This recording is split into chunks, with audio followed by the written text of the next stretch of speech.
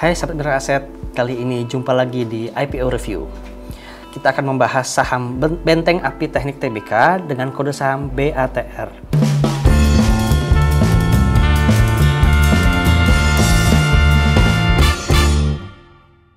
Perusahaan yang berdiri sejak tahun 1997 ini merupakan produsen aneka material refraktoris, antara lain baja tahan api, semen tahan api, dan juga monolitik refraktoris.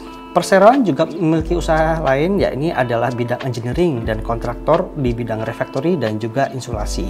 Dalam IPO-nya, BATR akan menawarkan sebanyak-banyaknya 620 juta lembar saham dengan harga penawaran di rentang Rp100 hingga Rp115 per lembar sahamnya, sehingga potensi jumlah dana yang dapat dihimpun sebesar 62 miliar hingga 71,3 miliar rupiah.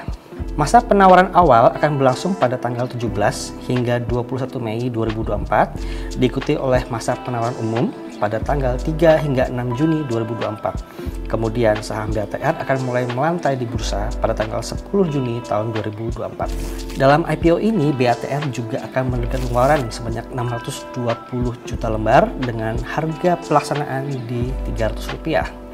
Setiap pemegang satu lembar saham akan memperoleh secara cuma-cuma satu waran.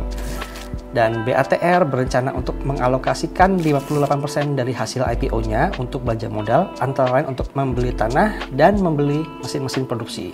Sementara sisanya sebanyak 42% akan dialokasikan untuk modal kerja seperti pembelian bahan baku.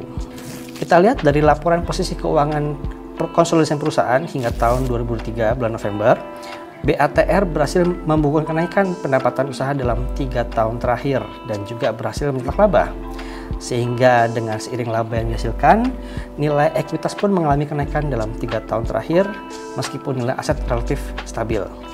Dengan laporan kinerja dan neraca yang terlampir dalam prospektusnya, maka didapat earning per share atau laba per saham di angka 3,4 per lembar saham.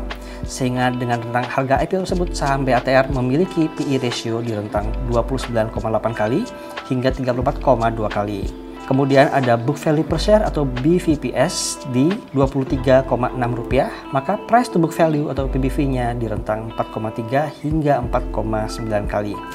Sahabat Mira Aset tetap perlu mencermati lebih dalam terkait kinerja perusahaan mengingat sektor ini merupakan baru di bursa. Demikian IPO review kali ini, sampai jumpa di IPO review berikutnya.